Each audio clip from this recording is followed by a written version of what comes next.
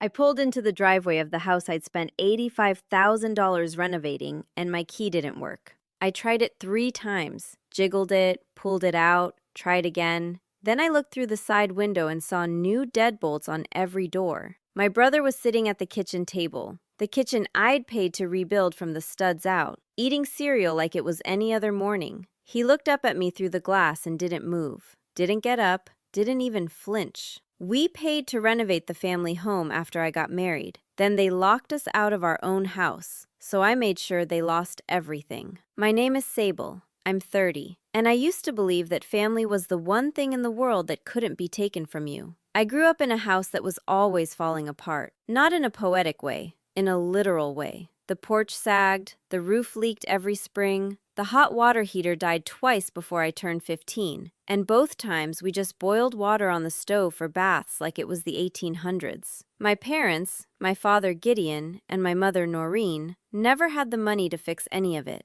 Dad worked at a lumber yard, Mom cleaned houses. They kept things running with duct tape and prayers and stubbornness. My older brother Marshall still lived in that house. He was 33, never moved out, never held a job longer than a year. He worked odd construction gigs when he felt like it. Most of the time he didn't feel like it. He paid no rent. He ate their food. He parked his truck in the driveway and acted like staying was the same thing as helping. I was different. I don't say that to brag. I say it because it matters for what comes next. I got a scholarship, studied accounting, graduated, got a job at a mid-sized firm doing corporate audits. It wasn't glamorous, but it was steady, and steady was something my family had never had. I met my husband Ryland at a friend's cookout 3 years ago. He was an electrician, quiet hands, loud laugh. The kind of man who listened to the whole sentence before responding, which shouldn't be rare but is. We got married 14 months later in a courthouse with his parents and my parents and a cake from the grocery store bakery. It was perfect. After the wedding, Ryland and I moved into a rental apartment, small but clean. We were saving for a house, had a plan, spreadsheet and everything. I'm an accountant. Of course there was a spreadsheet. But then one Sunday I drove out to see my parents and part of the kitchen ceiling had caved in. Not cracked, caved in. Plaster and insulation hanging down like guts. A bucket on the floor catching brown water. My mother was mopping around it like it was normal. "Mom, what happened?" "The pipe upstairs burst again. Your father patched it, but the ceiling couldn't hold." "This isn't a patch situation. This is a contractor situation." She waved her hand. "We can't afford a contractor, Sable. You know that." I looked around the kitchen, at the warped linoleum, the cabinet doors that didn't close, the outlet by the sink that hadn't worked since I was in middle school. And I looked at my mother standing in the middle of it all, 60 years old, mopping water off a floor that should have been replaced a decade ago. I drove home and sat at the kitchen table with Ryland. "I want to renovate my parents' house," I said. He put down his fork. "Okay, how much are we talking?" "I don't know yet, but it's bad, Rye. The ceiling collapsed." "The whole ceiling?" "The kitchen ceiling, but the roof needs work too, and the bathroom, and the plumbing." He leaned back. "That's not a renovation, that's a rebuild."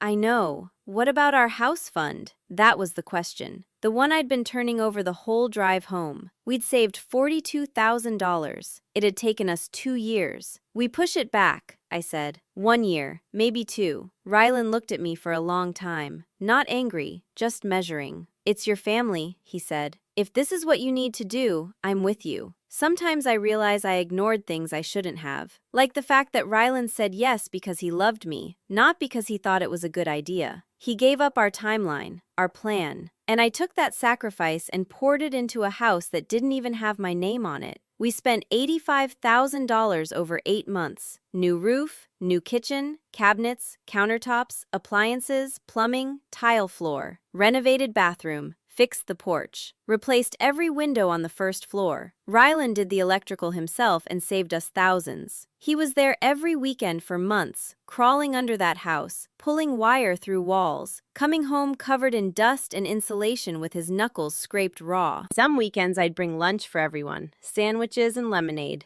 We'd eat on the new porch and my mom would smile in a way I hadn't seen since I was a kid. That smile made it all feel worth it. "This is going to be beautiful," she said once, touching the new railing. "It already is, Mom." She squeezed my arm. I held on to that moment later, when I needed proof that it had once been real. Marshall watched from the couch most weekends. Sometimes he'd carry a box of tile from the truck to the porch like he was doing us some enormous favor. Then he'd disappear into his room and close the door. "Is your brother going to help at all?" Ryland asked one Saturday, peeling off his work gloves. There was drywall dust in his eyebrows. He'd been at it since 7 in the morning. "He's not really the helping type. He lives here, Sable." "I know. For free, in a house we're spending our savings to fix." "I know, Rye." He shook his head and went back to work. I could feel his patience thinning like paint scraped down to bare wood. He never complained, not once. But I could see it in the way he moved, a little heavier each weekend, a little quieter on the drive home. My dad was grateful at first. He shook Ryland's hand every time we came over, said thank you more than I'd heard him say it in my entire childhood. "You didn't have to do this, baby girl," he told me one evening, standing in the new kitchen. "Yeah, I did. It looks like a different house." "It is a different house." He hugged me. I thought that was the version of my father I'd always have. I was wrong. I learned that silence can hurt more than shouting, but so can gratitude that has an expiration date. After the renovation was done, things shifted. Slowly at first. Marshall started making comments. "Must be nice to have money to throw around," he said one dinner. "I didn't throw it around. I invested it in the house you live in for free. Nobody asked you to." "Mom's ceiling was on the floor, Marshall." He shrugged. That shrug carried more contempt than any sentence could. My coworker Priya noticed I was off at the office. "You've been staring at that spreadsheet for 20 minutes without typing," she said. "Family stuff." "The renovation?" I'd told her about it months ago. She'd raised her eyebrows and said, "That's generous." At the time, I thought she meant it as a compliment. Now I think she meant it as a warning. "My brother's acting like I committed a crime by helping," I said. Priya sat on the edge of my desk. "My sister did something similar, helped my parents redo their bathroom. A year later, my parents told everyone she'd volunteered, like it was charity, not sacrifice. She never got a dime back, never got a thank you after the first month. What did she do? She stopped helping, and they called her selfish. That's awful. That's family sometimes." The locks happened on a Thursday. I'd been keeping a few things at my parents' house. Winter coats in the upstairs closet, some boxes of books in the spare room, a filing cabinet with old documents. I drove over after work to pick up a box I needed. My key didn't work. I tried it 3 times, pulled it out, checked it, tried again. Nothing. I walked around to the side window. Through the glass, I could see new deadbolts on the back door. Shiny, brass, brand new. Marshall was in the kitchen, sitting at the table I'd paid for, eating cereal out of a bowl on the counter I'd picked out. He looked up at me through the window. He didn't get up. I knocked. He took another bite. Then he stood slowly, walked over, and opened the window 2 inches. "Marshall, why is the lock changed?" "Dad changed them." "Why?" "He said it's his house and he gets to decide who has a key. I paid for half this house." "You paid for some upgrades. That's not the same thing." I stood there in the driveway with my hands at my sides, feeling something cold move through my chest. Not sadness, something sharper than that. "Where's Mom?" "Inside." "Can I talk to her?" "She doesn't want to get involved." "She doesn't want to— Marshall, let me in." "Not my call. Talk to Dad." He closed the window. I sat in my car for 15 minutes, called my father. He answered on the 4th ring. "Dad, why did you change the locks?" "I put $85,000 into that house. And we appreciate that, but Marshall needs his space. And you have your own place. You don't need a key here." "Marshall needs his space? In the house I rebuilt?" "You chose to help. Nobody forced you." I hung up. My hands were vibrating against the steering wheel. I called Ryland. "They changed the locks." "What?" "Marshall told me through a window."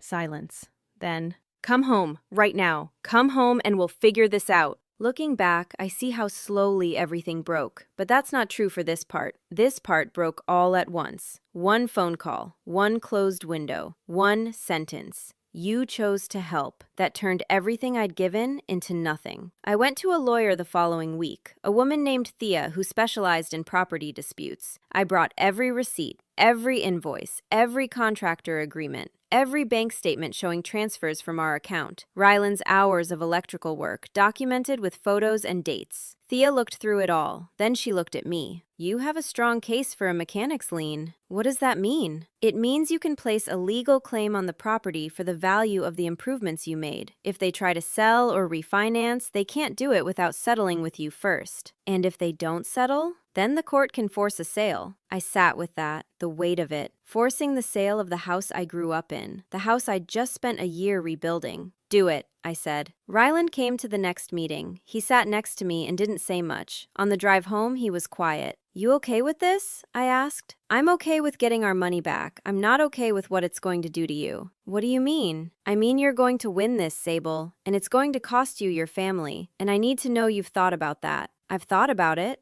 and they already took themselves from me, Rye, the day they changed those locks. My mother called 3 days after the lien was filed. Her voice was thin, shaking. Sable, your father got a letter from a lawyer. I know, it's from my lawyer. You're suing us? I'm recovering what I'm owed. We're your parents. And I'm your daughter. And you let Marshall push me out of a house I rebuilt with my own money and my husband's hands. And you didn't say a word, Mom. Not one word. She started crying. I didn't know what to do. You could have opened the door. She didn't have an answer for that. I didn't expect one. I didn't lose them all at once. I lost them in pieces. First Marshall's respect, then my father's gratitude, then my mother's voice, the one that should have spoken up and never did. And finally, the version of myself who believed that giving everything would be enough to matter. Marshall called me a week later, first time he'd called me in months. You're really doing this? You're really going to take the house? I'm taking back what I put into it. You're going to put Mom and Dad on the street. No, you are. You convinced Dad to lock me out. You sat in that kitchen and watched me through the window. This is what you chose. You're cold, Sable. I'm an accountant, Marshall. I know exactly what things cost. He hung up. The case took 4 months. My father refused to settle. His pride wouldn't let him. He hired a lawyer who argued the renovation was a gift. My lawyer presented the receipts, the invoices, the text messages where my father thanked me for the investment and used that exact word, investment. The judge ruled in my favor. Full lien, $85,000 plus legal fees secured against the property. My father had 12 months to pay or the house would go to forced sale. He couldn't pay. Of course he couldn't. That was the whole reason I'd renovated it in the first place, because they never had the money. The house went up for sale 7 months later. It sold for $210,000, more than double what it would have been worth before the renovation. My lien was paid first. The rest went to my father after fees. He used the money to rent an apartment. My mother went with him. Marshall moved in with a friend. I got my money back, every cent, and I felt nothing. No victory, no relief, no satisfaction, just a hollow sound, like tapping on a wall and realizing there's nothing behind it. Ryland found me sitting on our apartment balcony that night, staring at nothing.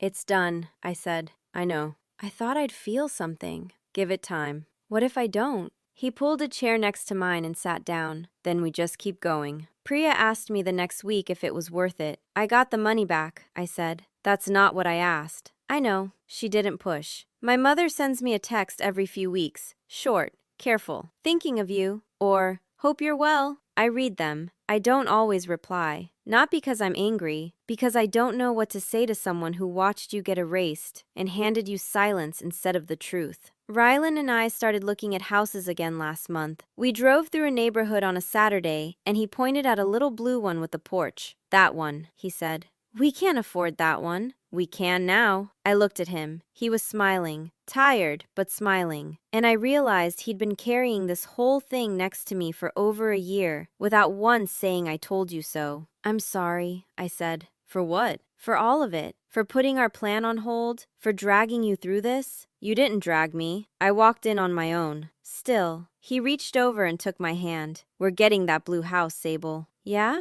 Yeah. Some people say blood is thicker than water. I used to believe that. Now I think blood is just a word people use to make you feel guilty for having boundaries. Family isn't who you share a last name with. Family is who shows up with a wire stripper on a Saturday morning and doesn't ask for a single thing in return. I don't talk to my father. I don't talk to Marshall. My mother and I exist in a space that's not quite estrangement and not quite connection. A kind of limbo where love and damage take turns holding the door. Everybody lost something. That's the part no one warns you about. Even when you're right, even when the law is on your side, even when every receipt is in a folder and every number adds up, the math of family doesn't work like the math of money. I won, and it cost me everything it was supposed to protect. Have you ever had to take a hard stand against your own family and watched it change everything even though you knew you were right? I want to hear your story. Drop it in the comments. I read every single one. And if this one hit you somewhere real, go ahead and smash that like button and subscribe. I'll see you in the next one.